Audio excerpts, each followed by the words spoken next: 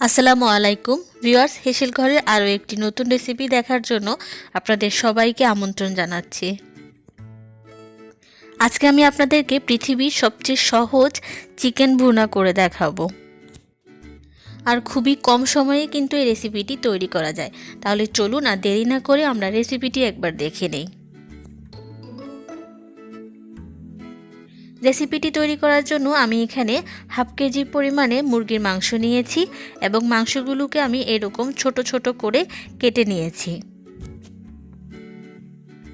আজকে যেহেতু আমি মুরগির ঝাল ভুনা তৈরি করছি, তাই আমি মুরগির মাংসগুলোকে ছোট ছোট করে কেটে নিয়েছি। এবারে আমরা মুরগির মাংসগুলোকে রান্না করে নিব।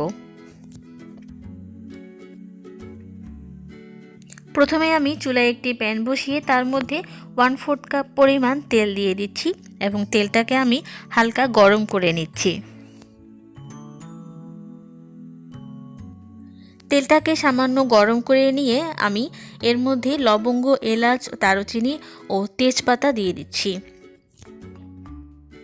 এবারে এই গরম তেলের মধ্যে আমি গরম মশলাগুলোকে নেড়ে চেড়ে কিছুক্ষণ ভেজে নিচ্ছি। ভিউয়ার্স, রান্না শুরুর আগে গরম মশলাগুলোকে এভাবে ভেজে নিলে কিন্তু ফ্লেভারটা অনেক ভালো আসে।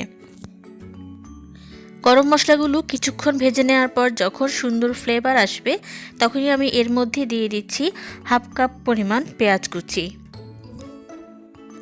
নেড়ে চেড়ে পেঁয়াজ কুচিগুলোকে আমি 2 মিনিটের মতো ভেজে নিব।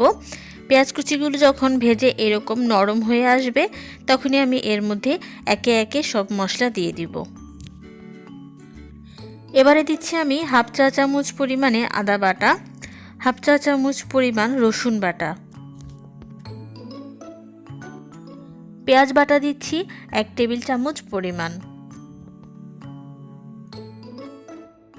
নেড়েচেড়ে আমি মশলাগুলোকে হালকাভাবে ভেজে নিব। এরপরে আমি একে একে সব গুঁড়া মশলাগুলো দিয়ে দিব। প্রথমে আমি দিয়ে দিচ্ছি হাফ চা চামচ পরিমাণে মরিচের গুঁড়া।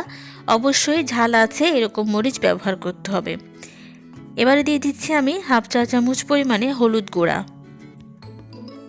এবারে দিচ্ছি ঘরে বানানো স্পেশাল মাংসের মশলা 1 চা চামচ পরিমাণ।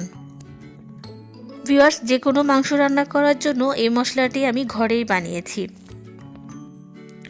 লবণ হাফ চা চামচ পরিমাণ অথবা স্বাদ মতো। এবারে এই মশলাগুলোকে নেড়ে চেড়ে তেলের মধ্যে কিছুক্ষণ ভেজে নিব। ভেজে নেওয়া এই মশলার মধ্যে আমি সামান্য পানি দিয়ে দিচ্ছি। এই পানিটা দিয়ে আমি মশলাটাকে ভালোভাবে কষিয়ে নেব। ভিউয়ার্স, মশলাটা কষিয়ে যখন উপরে তেল উঠে আসবে, তখন বুঝতে হবে যে আমাদের মশলাটা ভালোভাবে কষানো হয়েছে।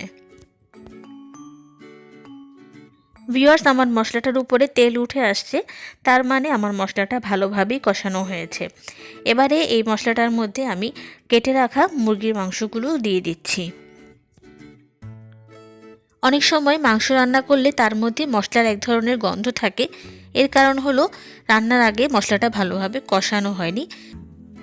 মশলা ভালোভাবে কষানো হয়ে গেছে কিনা তা বোঝার একমাত্র সহজ টিপস হলো মশলার উপরে যখন তেল উঠে আসবে, তাহলে বুঝতে হবে যে আপনার মশলাটা ভালোভাবেই কষানো হয়েছে।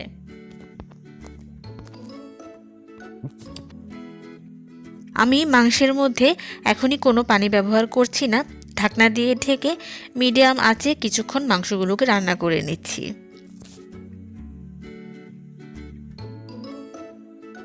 ফিরে আসলাম কিছুক্ষণ পর। ভিউয়ার্স, দেখেন মাংস থেকে অনেকটাই পানি বের হয়ে আসছে। আমি এগুলো একটু হালকা হাতে নেড়েচেড়ে দিচ্ছি এবং ঢাকনা দিয়ে ঢেকে আবারও কিছুক্ষণ রান্না করে নিচ্ছি। আবারও ফিরে আসলাম কিছুক্ষণ পর। ভিউয়ার্স, দেখেন মাংস থেকে যে পানিটা বের হয়ে আসছিল সেটা কিন্তু অনেকটাই শুকিয়ে গেছে এবং এই পানিটা দিয়েই কিন্তু মাংসটাকে কষানো হয়ে গেছে। এবার আমি এর মধ্যে আরও হাফ কাপ পরিমাণ পানি দিয়ে দিচ্ছি মাংসটাকে আরও ভালোভাবে কষানোর জন্য। আবারও ঢাকনা দিয়ে ঢেকে উপরে তেল উঠে আসা পর্যন্ত রান্না করে নিব। ঝোলটা যখন প্রায় শুকিয়েই আসবে, তখনই আমি এর মধ্যে দিয়ে দিচ্ছি সিকি চা চামচ পরিমাণে গরম মশলা গুঁড়া। অল্প কিছুক্ষণ কষিয়ে নিয়ে আমি এর মধ্যে দিয়ে দিব টমেটো কুচি।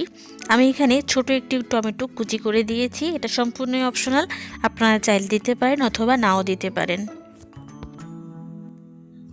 আর দিয়ে দিচ্ছি আমি 1 টেবিল চামচ পরিমাণে ধনেপাতা কুচি। ভিউয়ার্স দেখেন দেখতেই কতটা কালারফুল লাগছে। আমি এটাকে সবজির পোলাওয়ের সাথে পরিবেশনের জন্য তৈরি করেছি। সবজির পোলাওয়ের একটি রেসিপি আমার চ্যানেলে দেওয়া আছে, আপনারা চাইলে একবার দেখে নিতে পারেন। আবারও ঢাকনা দিয়ে ঢেকে কিছুক্ষণ রেখে চুলা থেকে নামিয়ে নিব। ফিরে আসলাম কিছুক্ষণ পর। ভিউয়ার্স আমাদের মুরগির মাংস ভুনাটা তৈরি হয়ে গেছে। এবার আমি এটাকে চুলা থেকে নামিয়ে আপনাদেরকে পরিবেশন করে দেখাচ্ছি দারুণ স্বাদের মুরগির মাংসের ভুনা। দেখলেন তো ভিউয়ার্স কত সহজেই একটি মজার রেসিপি তৈরি হয়ে গেল। আশা করছি রেসিপিটা আপনাদের সবার কাছে অনেক ভালো লেগেছে। ভালো লাগলে বেশি বেশি করে শেয়ার করে দেবেন। এই মাংস ভুনাটা দিয়ে আমি যে সবজির পোলাওটা পরিবেশন করেছিলাম সেটি একবার আপনাদেরকে আমি দেখিয়ে দিচ্ছি। সবজির পোলাওয়ের এই রেসিপিটি আমার চ্যানেলে দেওয়া আছে। তারপরেও আপনাদের সুবিধার্থে আমি রেসিপি লিঙ্কটি ডেসক্রিপশন বক্সে দিয়ে দিব, আপনারা চাইলে একবার দেখে নিতে পারেন।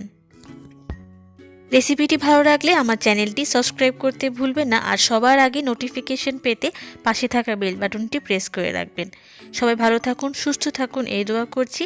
নতুন কোনো রেসিপি নিয়ে আবারও আপনাদের সামনে হাজির হব। সেই পর্যন্ত বিদায় নিয়ে নিচ্ছি। আল্লাহ হাফেজ।